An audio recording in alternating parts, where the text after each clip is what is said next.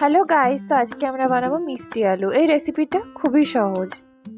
প্রথমে আমরা এখানে নিয়ে নিয়েছি মিষ্টি আলু, আর তার সঙ্গে আমরা নিয়ে নিয়েছি তেঁতুল আর হলুদ গুঁড়ো, লঙ্কা গুঁড়ো, নুন আর জিরে ধনে গুঁড়ো।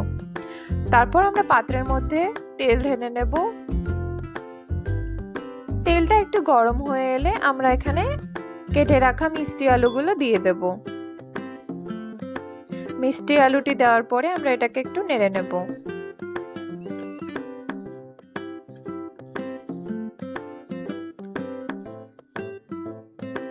নাড়া হয়ে এলে আমরা মিষ্টি আলুটাকে ভালো করে নেড়ে চেড়ে এর মধ্যে মশলাগুলোকে এক এক করে দিয়ে দেব।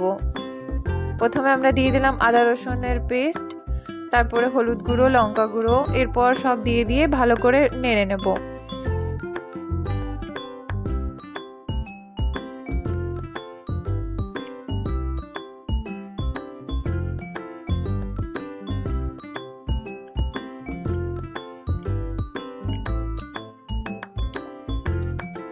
তারপর এখানে আমরা দিয়ে দিচ্ছি একটু জল।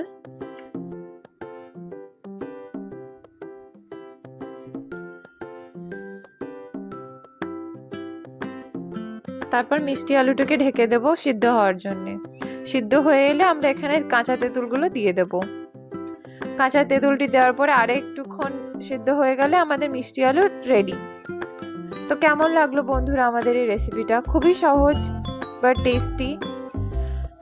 Thanks for watching. Do like, share and subscribe. Bye bye.